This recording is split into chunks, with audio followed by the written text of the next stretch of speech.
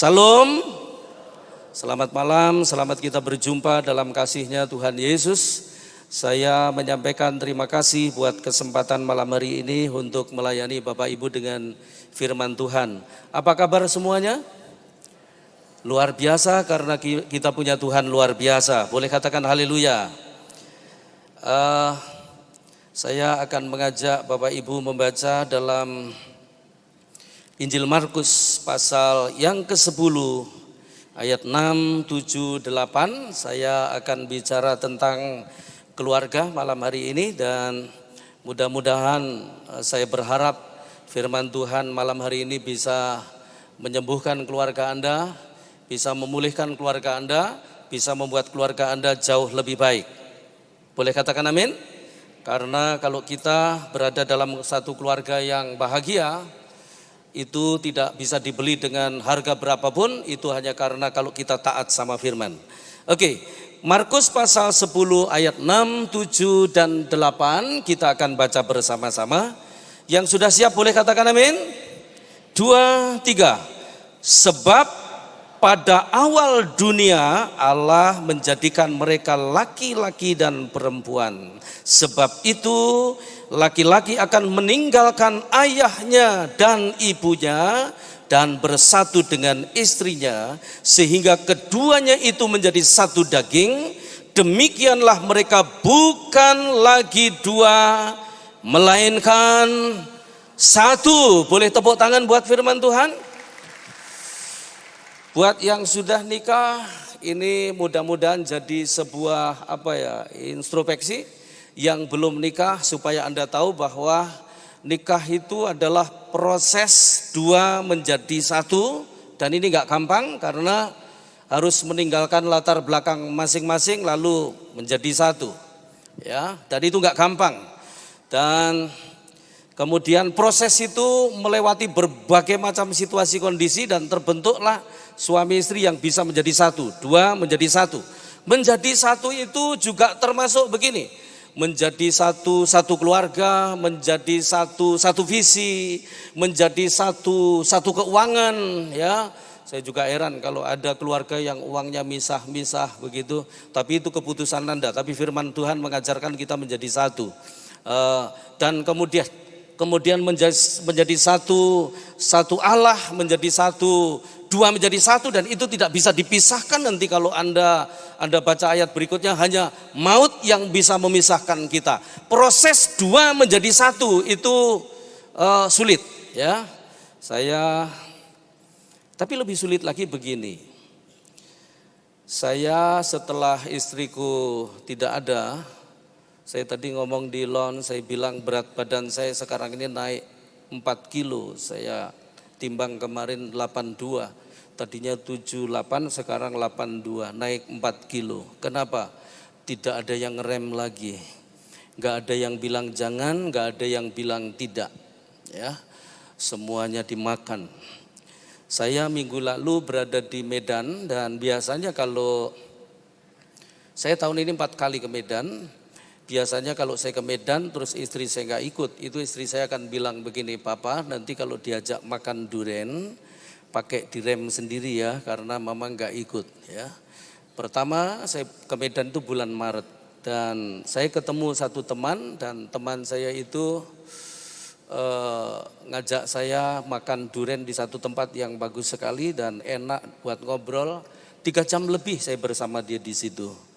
Lalu teman saya ini baru kehilangan anaknya, tenggelam di Pattaya, 3 hari baru ketemu. Jadi dia susah kehilangan anak, aku susah kehilangan istri. Jadi orang susah ketemu orang susah, itu ngobrolnya benar-benar saling menyusahi, ya. Lalu enggak terasa buka duren, klomat, kelamut, entek telu, ya. Pulang pusing, masuk hotel mumet, dan gak ada yang ditelepon lebih mumet lagi, ya. Makanya kalau masih ada pasanganmu, hargai dia. Boleh katakan amin? Coba yang bawa pasangan, tengok pasanganmu, hargai dia, ya. Nah, malah nengok pasangan orang lain saya lihat, tengok pasangannya sendiri, ya. Bulan lalu saya ada di Surabaya, saya nginep di satu hotel di Maijen Sungkono. Lalu kemudian saya ngomong sama gereja yang undang saya bilang begini, Hari ini saya datang hari Sabtu dan saya bilang, aku hari ini nggak usah diurusin, besok aja pagi-pagi langsung dijemput untuk ibadah. Ternyata hari Sabtu sore itu tiba-tiba saya lapar sekali. Begitu lapar saya turun, saya keluar ke jalan. Saya nengok ke sebelah kanan itu ada lampu merah. Dan saya tahu dekat lampu merah itu ada rumah makan yang cukup enak. Dan saya mau jalan kira-kira hanya 5 menit. Tapi males karena trotoarnya nggak nyaman untuk jalan, banyak mobil parkir. Ya. Akhirnya saya memilih untuk kembali ke hotel dan saya duduk di lobi. Tiba-tiba air mata saya keluar setelah saya duduk di situ. Kenapa? Karena saya merasa tidak ada lagi yang nanya, kamu lapar ya? Nggak ada lagi yang nanya, kamu mau makan apa? Dan sekali waktu istri saya pernah ngomong begini, Pak, coba kamu belajar pesen makanan lewat GoFood. Dan saya bilang, nggak usahlah mama aja, saya ngandelin dia gitu ya. Tapi begini Bapak Ibu, ternyata setelah istriku nggak ada, saya merasa begini, apa yang dikerjakan istriku yang kelihatannya remeh-remeh itu, yang kelihatannya sederhana itu, ternyata setelah tidak ada istriku itu menjadi kesulitan besar buat saya. Makanya mulai malam hari ini saya mau katakan buat Anda, khususnya para suami, hargai yang dikerjakan istrimu sekecil apapun karena itu adalah pekerjaan istrimu. Para pria boleh katakan amin? Dengan rela katakan amin. Istri katakan haleluya. Nah, firman Tuhan berkata malam hari ini, pernikahan itu adalah sebuah proses dua menjadi satu, dan ini adalah proses yang tidak mudah. Karena apa? Enggak semua orang tahan, bahkan hasilnya ada yang cerai, hasilnya ada yang terpental, hasilnya ada yang begini, ada yang tidak cerai tapi seperti cerai. Karena apa? Enggak bisa jadi satu. Tapi mau tidak mau Alkitab mencatat pernikahan itu adalah dua menjadi satu. Yang setuju katakan amin. Yang belum nikah dengerin baik-baik karena ini nggak gampang. Kalau masih pacaran semua gampang. Tapi kalau sudah nikah itu sulitnya luar biasa. Mau dibuat sulit, mau dibuat mudah sebenarnya mudah juga. Saya beberapa bulan lalu, bulan Juli, melayani satu pertemuan anak-anak muda, remaja, jumlahnya kira-kira 1000. Lalu kemudian setelah saya masuk di ruangan itu dan saya berdiri dan saya tanya begini sama mereka sebelum saya khotbah.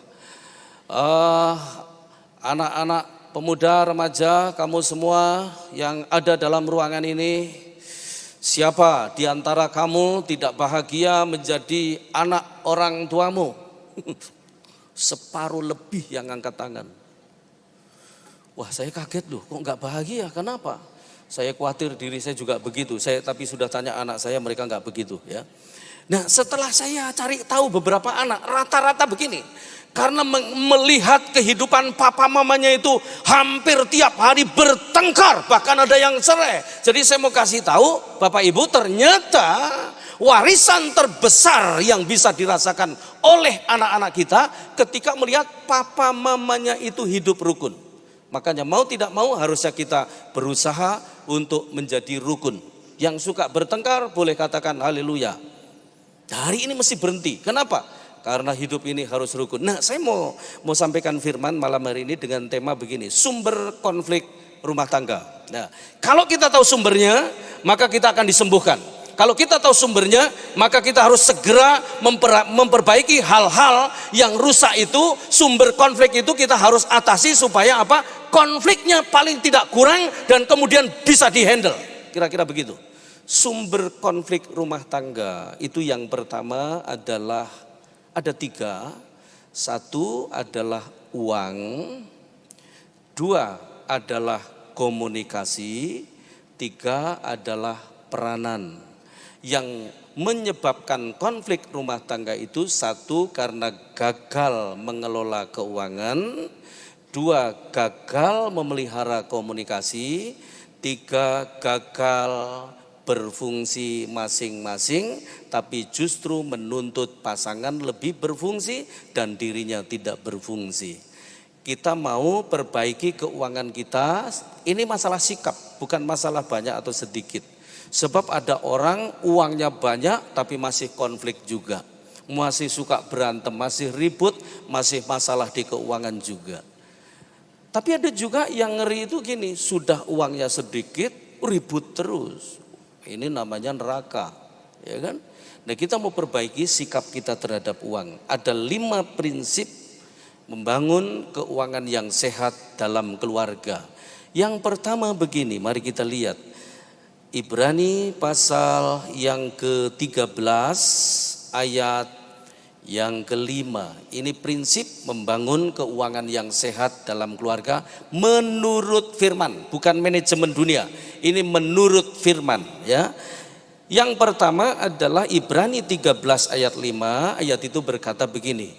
Janganlah kamu menjadi hamba uang dan cukupkanlah dirimu dengan apa yang ada padamu. Karena Allah telah berfirman, Aku sekali-kali tidak akan membiarkan engkau dan aku sekali-kali tidak akan meninggalkan engkau. Yang percaya firman boleh katakan amin. Yang pertama prinsip keuangan anak Tuhan, ini masalah sikap. Yang pertama begini, jangan menjadi hamba uang, tapi tetaplah jadi hamba Tuhan. Boleh katakan amin. Yang namanya hamba itu diperhamba, ya. Makanya Yesus juga ngomong jelas. Yesus itu ngomong begini masalah uang. Hati-hati dengan uang. Kenapa? Karena uang itu kekuatannya, daya tariknya, daya pikatnya itu disejajarkan dengan Tuhan. Yesus pernah ngomong begini, kamu tidak bisa mengabdi kepada 2 tuan, kamu tinggal pilih mau mengabdi kepada Tuhan atau kepada Mamon. Kepada Mamon atau kepada Tuhan, kita tinggal pilih.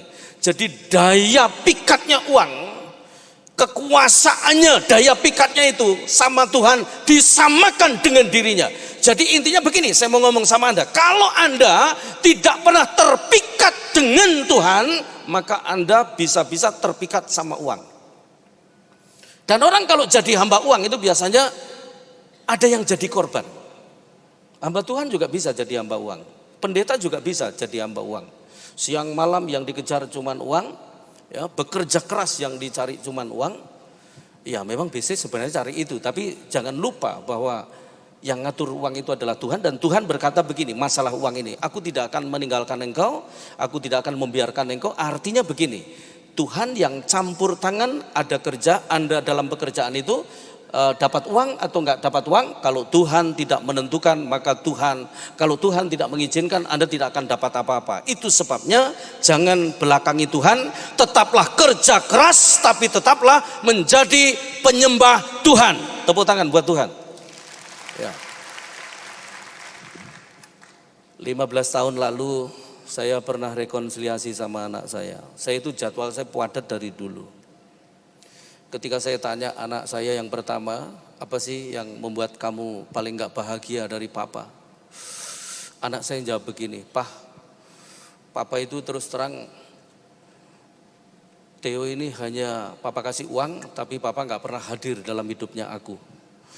Papa tahu ketika saya dapat medali ini, karena anak saya itu pemain basket, ya. Ketika saya jadi juara, saya dapat piala ini, papa gak ada. Ketika saya dapat piala ini, papa nggak ada. Ketika saya dapat piala ini, papa nggak ada. Aku dikalungin medali ini, papa nggak ada. Ini nggak ada, ini nggak ada, ini nggak ada. Dan papa tahu ada saya juga baru tahu loh ketika anak saya ngomong itu. Dan ada 28 piala yang saya nggak bawa pulang. Kenapa? Karena menurut saya nggak ada artinya. Jadi Pak, saya tidak hanya butuh uang papa. Saya tidak hanya butuh dibelikan motor atau mobil, saya tidak hanya butuh disekolahkan di tempat yang bagus, tapi saya butuh papa ada bersama-sama saya. Sejak 15 tahun lalu saya mulai ngatur waktu, ya. Itu sebabnya mulai malam hari ini Anda boleh kerja keras, karena memang nanti kalau kita baca berikutnya, seorang pria itu harus kerja keras, karena kalau pria tidak kerja keras, biasanya pria akan stres. Tapi kalau pria kerjanya terlalu keras, yang stres itu istri dan anak-anaknya. Bilang sama pria sebelahmu, jangan pura-pura budek ya Pak. Anakmu butuh Anda, keluargamu butuh Anda. Boleh katakan amin? Coba sekarang cek kerja kerasmu sudah sampai level ke menjadikan uang itu berhala? Bukan. Anda sampai ke level jadi hamba uang? Bukan. Saya hamba Tuhan tapi saya sudah sampai ke level itu waktu itu. Tapi saya mulai rem, saya mulai mundur dan saya mulai benahi hidup saya. Pendeta bisa ya. Kalau pendeta aja bisa apalagi pendekar ya kan? Gitu. Katakan haleluya. Katakan amin. Ya. Itu prinsip yang pertama. Jangan pernah jadi hamba uang tapi tetaplah jadi hamba Tuhan. Terus yang kedua adalah begini. Prinsip 10-90. Maliaki 3 ayat 10 berkata begitu. Ada pendeta yang mengajarkan gak usah ini, tapi ada juga usah ini. Dan saya termasuk gini, saya melakukan ini. Kenapa? Karena kalau saya baca di dalam Maliaki, nanti pulang Anda baca kitab Maliaki. Tadi saya di hotel saya baca kitab Maliaki pasal 1, 2, 3, 4. Hanya 4 pasal ya. Bagian pertama itu Tuhan marah karena penyembahan mereka dan pelayanan mereka kepada Tuhan. Hubungan mereka dengan Tuhan, Tuhan marah. Kenapa? Karena mereka sembarangan. Itu yang pertama. Nanti kalau masuk pasal 2 sampai sedikit pasal 3, maka Tuhan marah kepada perkawinan mereka, kepada rumah tangga mereka. Mereka nikah sembarangan, hidup berkeluarga sembarangan. Terus nanti berikutnya pasal 3 yang dikoreksi adalah keuangan mereka. Setelah dikoreksi 3 hal ini, penyembahan mereka, hubungan mereka dengan pelayanan, terus hubungan mereka dengan keluarga, hubungan mereka dengan uang, maka setelah itu Tuhan marah dan gak ada firman, kata Alkitab begitu, gak ada firman antara Maliaki nanti sampai Matius, itu jaraknya 400 tahun Tuhan gak mau bicara. Jadi masalah uang, masalah keluarga, masalah penyembahan itu bisa membuat Tuhan dekat dengan kita atau menjauh dari kita. Nah, prinsip 10-90 begini. Kalau yang 10 Anda enggak benar, maka yang 90 Anda pasti enggak benar, ya. Nah, kalau yang 90 Anda enggak benar, yang 10 pasti enggak benar juga. Makanya dua-duanya harus benar. Benar 10, benar 90. Anda kelola dengan baik dan Anda pakai menurut Anda, yang penting Tuhan dipermuliakan dalam keuangan Anda. Ya, supaya keuanganmu makin diberkati, Anda makin menjadi orang yang bisa dipercaya sama Tuhan. Ingat baik-baik, kalau kita bisa dipercaya perkara kecil, masalah uang juga, kita akan dipercaya perkara yang besar. Boleh katakan amin? Iya. Lalu kemudian yang ketiga, prinsip keuangan yang benar menurut firman. Yang ketiga itu memberi. Yang ketiga memberi lebih daripada menerima. Jadi spirit kita bukan spirit menerima aja, tapi memberi. Kita nggak boleh pelit, itu maksudnya begitu. Saya sama istri memutuskan begini, setiap bulan memberi orang tuanya dia, setiap bulan memberi orang tua saya. Dan nggak ada yang dirahasiakan. Lebih dari itu, yang penting begini, masalah keuangan ini ya, terbuka antara suami istri, keluarga, itu nggak boleh ada rahasia keuangan. Tapi banyak loh pria yang gak bisa terbuka sama istrinya karena alasannya, kalau istriku terbuka nuntut pak. Nah, ada juga yang begitu, tapi terserah Anda, ini keputusannya. Tapi yang paling bagus itu adalah terbuka. Sekali waktu saya diminta melayani satu seminar keluarga dan temanya itu begini. Saya dikasih tema rahasia keluarga bahagia. Jadi begitu saya masuk ruangan sama istri, saya duet sama istri, saya ajak semua jemaat, mari kita baca tema kita malam hari ini, tulisannya besar-besar, rahasia keluarga bahagia. Kita baca lebih semangat lagi, rahasia keluarga bahagia. Begitu saya balik kanan, saya berkata kepada jemaat, sebenarnya simple rahasianya keluarga bahagia, yaitu keluarga yang tanpa rahasia. Ya, semakin banyak rahasia, semakin persoalan. Semakin banyak rahasia, semakin bermasalah. Apalagi kalau ada orang yang dirahasiakan, termasuk keuangan tadi itu. Makanya harusnya keluarga nggak ada rahasia, ya. Termasuk di keuangan. Ngasih orang tua, istri tahu, ngasih orang tua, suami tahu, semua tahu, dibuka bersama-sama. Dan percayalah begini, kalau Anda baik sama orang tua, Anda baik sama mertua, itu juga nanti yang dilakukan oleh anak dan mantumu. Karena apa? Biasanya yang kita lakukan akan turun ke bawah. Amin. Katakan haleluya. Ya. Terus itu yang ketiga. Prinsip yang keempat, keuangan keluarga menurut firman. Jadi spirit memberi harus lebih kuat daripada spirit menerima. Karena lebih berkat memberi daripada menerima, lebih bahagia memberi daripada menerima. Terus kemudian yang keempat adalah begini, tidak boleh boros, tapi juga tidak boleh pelit. Artinya ada keseimbangan. Ada keseimbangan antara keluar dan masuk, ya. Tidak boleh pelit, tapi juga tidak boleh boros, tapi juga tidak boleh pelit, ya. Dulu belasan tahun lalu di Jakarta itu ada seorang ibu pelitnya luar biasa. Gaji suami kalau sudah dia terima nggak pernah keluar sedikit pun tanpa alasan yang jelas. Suaminya tiap hari cuma dikasih ongkos pulang pergi dan uang makan. Lalu sekali waktu di gereja begini, begitu worship leader ngomong mari kita beri persembahan yang terbaik. Ini yang terbaik loh katanya. Lalu kemudian sementara nyanyian berjalan dan kemudian orang sudah mulai memberi, ternyata suami ibu ini di gereja pun dia nggak memegang uang persembahan. Persembahan pun harus minta sama istrinya, ya. Lalu istrinya buka dompet kasih perlahan-lahan. Suaminya duduk berseberangan. Suaminya menerimanya pun terlalu hati-hati, takut dilihat temannya. Saking hati-hatinya malah jatuh. Mak kelenting begitu, terus gelundung ke depan. Pendetanya ikut nyari tuh di situ. Saya mau kasih tahu buat Anda, itu bukan cara yang baik. Tuhan itu sebenarnya nggak butuh uang kita. Tapi kalau kita harus memberi karena kita mau belajar, Tuhan mengajar supaya kita punya karakter yang sama dengan karakternya Dia. Boleh katakan amin? Ya. Yang terakhir, yang kelima, keuangan. Yang terakhir begini, menurut firman Tuhan. Yang terakhir, prinsip keuangan anak Tuhan menurut firman, dan ini masalah sikap, ya.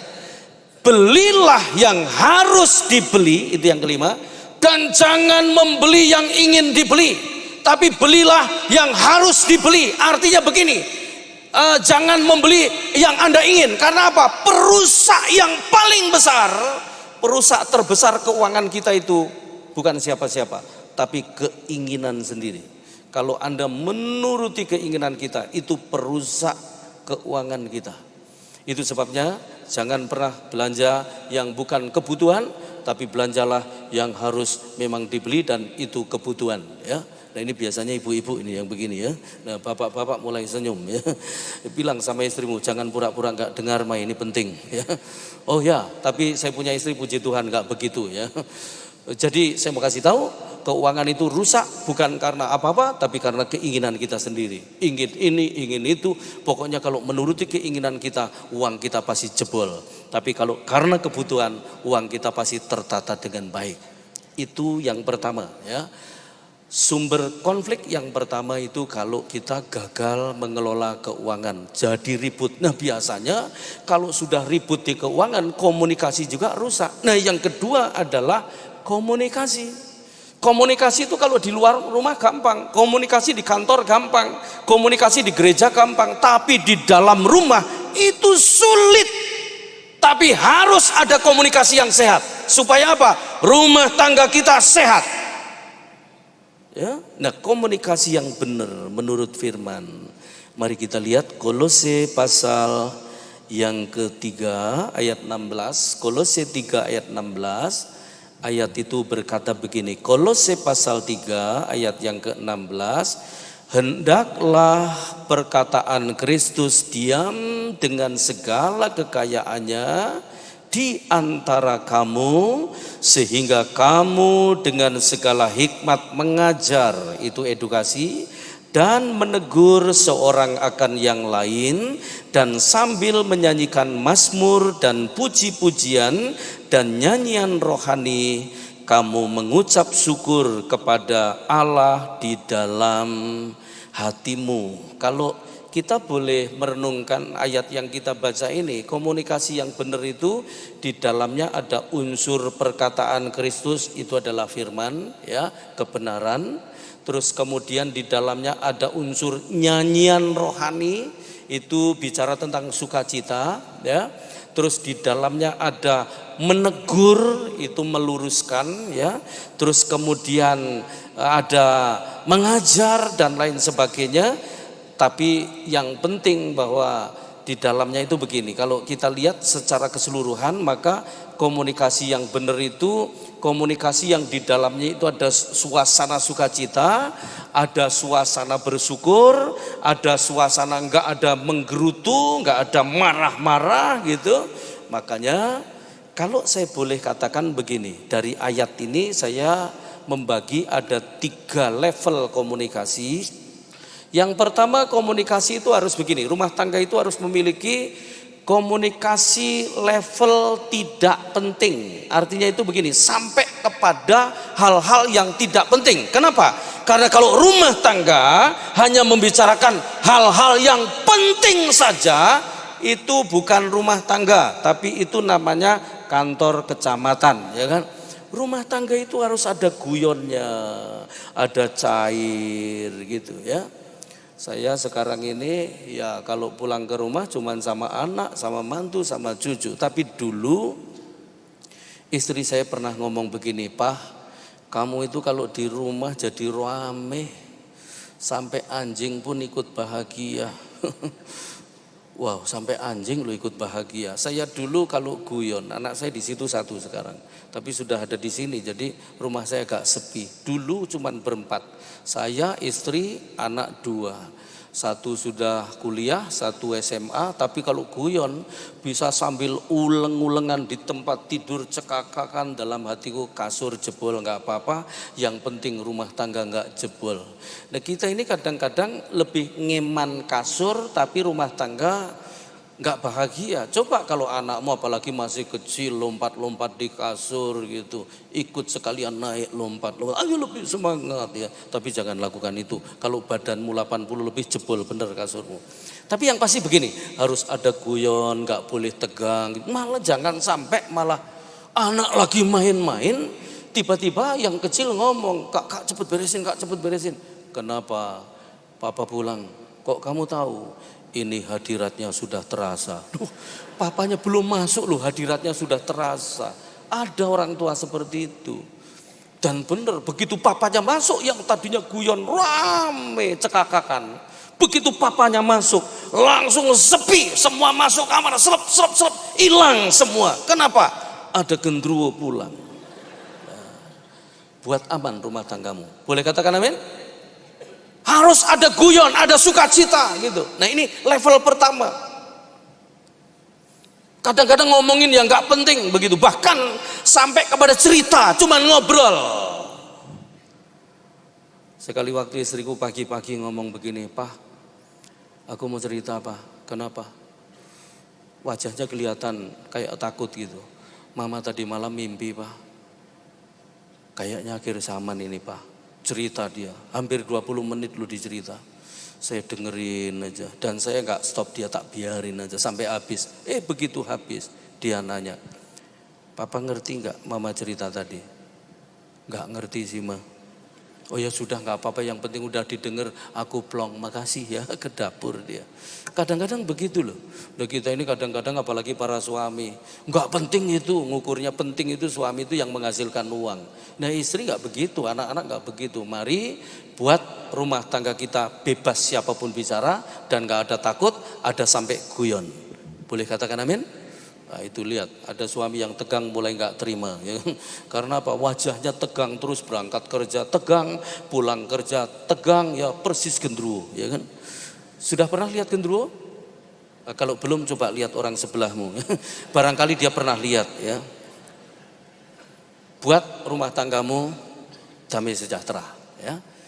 Itu prinsip komunikasi. Jadi yang pertama, kita mesti punya komunikasi level tidak penting. Nah, yang kedua, level penting.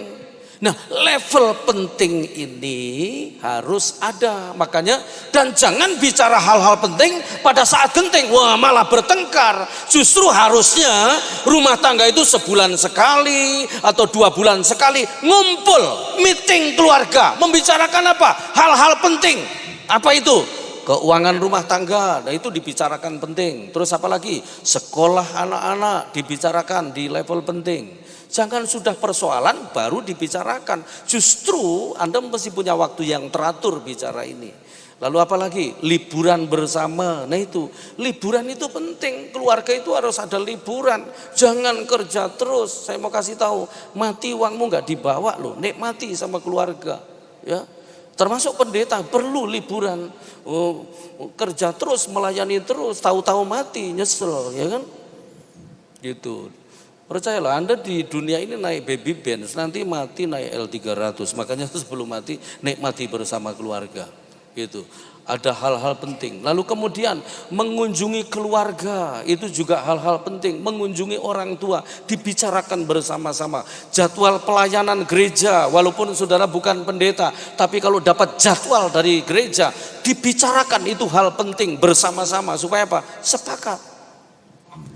Yang ketiga yang sulit ini, level dari hati ke hati. Maksudnya begini, jangan ada unek-unek.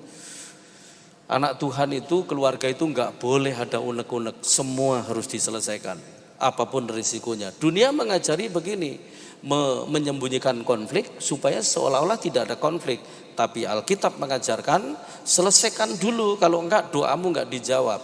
Jadi Bapak Ibu, kalau doamu, keluargamu berdoa pingin dijawab, jangan ada pertengkaran yang gak selesai dalam rumah tanggamu. Harus diselesaikan. Boleh katakan amin? Ini berita baik yang Anda datang ke sini tadi berantem terus, berantem dulu. Hari ini harus selesai, setelah ini berdoa dan doamu akan dijawab oleh Tuhan. Ya.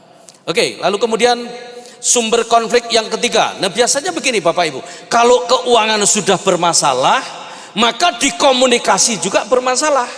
Terus kalau komunikasi bermasalah, keuangan bermasalah, pengaruhnya di peranan juga bermasalah. Suami mulai keras biasanya, kalau enggak cuek, istri mulai ngelawan, mau memimpin, mau ambil alih semuanya, udah terjadi kekacauan. Dan Tuhan menetapkan sebuah peranan ini begini, ini harus Anda taati ya. 1 Korintus pasal yang ke-11 ayat 3, Tuhan menetapkan peranan seorang pria itu seperti ini, jelas ya. 1 Korintus pasal 11 ayat 3, ayat itu berkata begini, tetapi aku mau supaya kamu mengetahui hal ini, yaitu kepala dari tiap-tiap laki-laki ialah Kristus, kepala dari perempuan ialah laki-laki, dan kepala dari Kristus ialah Allah. Nah, Tuhan itu menetapkan seorang pria itu sebagai kepala. Saya nggak akan cerita urutannya Bapa, Yesus, lalu pria, lalu wanita. Saya nggak akan cerita ini. Tapi yang saya mau sampaikan kepada Bapak Ibu, khususnya para pria, peran utama, peran paling dasar, fungsinya pria, fungsinya seorang suami, itu paling dasar adalah kepala. Nah, kata kepala di sini 1 Korintus pasal 11 ayat 3 ini, kata kepala itu bahasa aslinya adalah kepale. Itu bahasa Yunani. Kalau ditranslate ke dalam bahasa Inggris menjadi 3 arti. Yang pertama adalah sustainer. Kata kepale itu artinya sustainer. Apa itu sustainer? Penopang. Jadi seorang pria, seorang suami itu di dalam rumah adalah penopang. Karena pria penopang, maka pria tidak boleh lemah. Pria harus kuat. Karena pria yang kuat akan melahirkan keluarga yang kuat, pria yang kuat akan melahirkan bisnis yang kuat, pria yang kuat akan melahirkan pelayanan yang kuat. Pria harus kuat.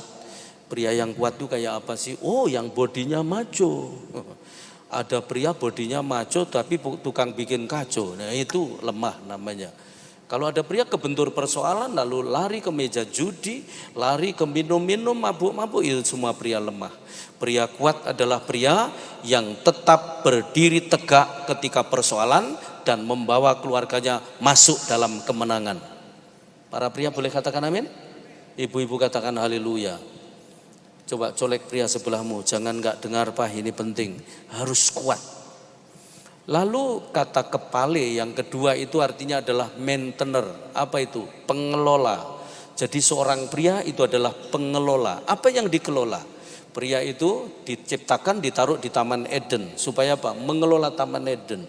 Baru kemudian dikasih Hawa. Supaya apa? Mengelola keluarga. Jadi mengelola anak, mengelola keluarga itu bukan istri, tapi pria, kepala. Salah satu pria gagal mengelola, itu akibatnya anak pasti belangsak, gak jelas kemana-mana.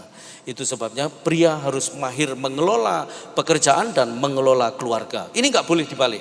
Taman Eden dulu, baru kemudian Hawa. Ya, bukan nikah dulu baru cari pekerjaan, tapi berpenghasilan dulu baru menikah.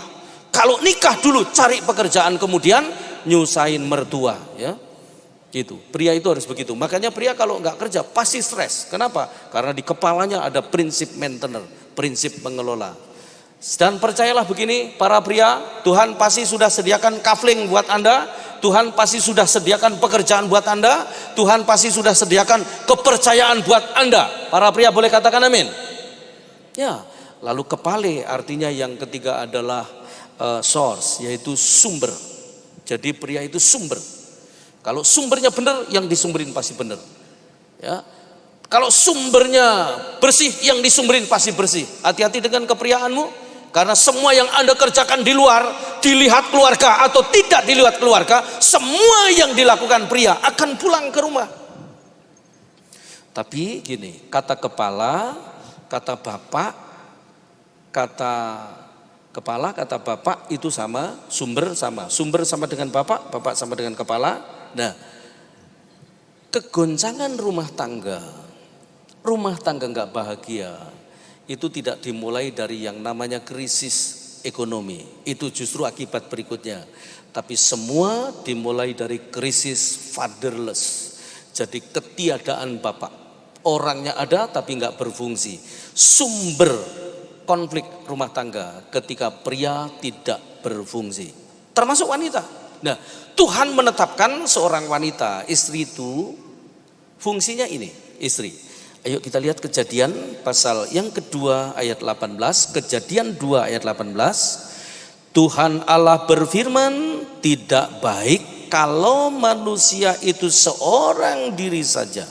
Aku akan menjadikan penolong baginya yang sepadan dengan dia. Jadi Tuhan menciptakan wanita, tujuan utamanya, peran utamanya, fungsi utamanya adalah penolong, ya. Dan tujuannya adalah begini, Tuhan berkata tidak baik kalau manusia itu seorang diri saja. Kalau saya boleh pakai kata-kata lain, enggak baik kalau pria itu sendiri saja. Makanya Tuhan bikin wanita, yaitu penolong yang sepadan dengan dia. Supaya apa?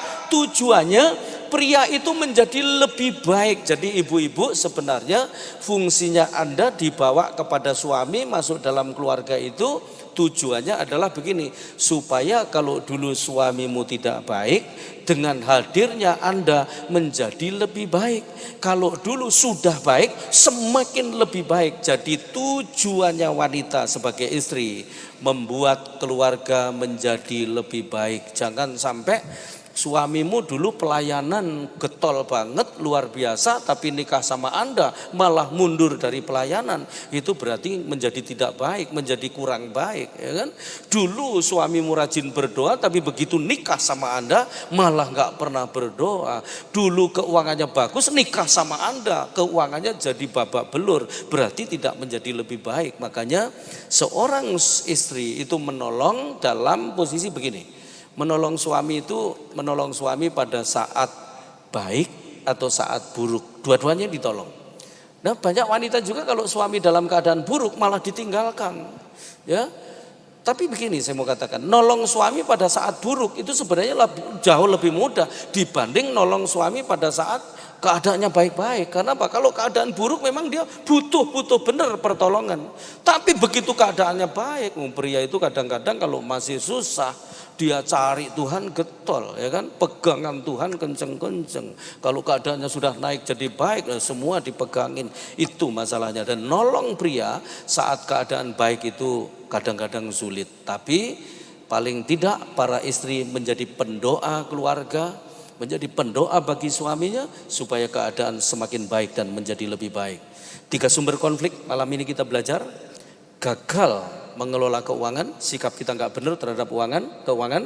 Dan percayalah kalau sekarang ini keadaan keuanganmu tidak baik, kalau Anda betulin sikapmu terhadap keuangan, Tuhan berjanji tidak akan meninggalkan Anda, tidak akan membiarkan Anda. Tuhan akan pulihkan keuangan Anda. Boleh katakan amin? Pekerjaanmu akan dibangkitkan kembali, akan diberkati supaya hidupmu tidak kekurangan, tapi hidupmu menjadi saluran berkat. Yang kedua adalah gagal komunikasi. Coba mulai sekarang belajar bicara baik-baik sama pasangan, belajar ngomong baik-baik sama keluarga. Jangan ada tegangan tinggi dalam keluarga, semuanya dijadikan lebih baik dan kemudian bisa sampai bisa dinikmati. Lalu kembali kepada fungsi masing-masing. Jangan pernah nuntut pasanganmu, tapi lakukanlah bagianmu. Dan kalau Anda lakukan bagianmu, Tuhan juga akan lakukan bagian kita. Boleh katakan amin? Ayo kita tundukkan kepala sebentar, kita renungkan firman, dan kita mau datang kepada Tuhan. Musik singer kita nyanyi bersama-sama. Haleluya. Tundukkan kepala, renungkan kebenaran firman Tuhan, dan bawa hidup kita kepada Dia apa adanya, gak usah ditutupi. Kita mau serahkan semua kepada Dia sampai Dia melakukan yang terbaik buat kita.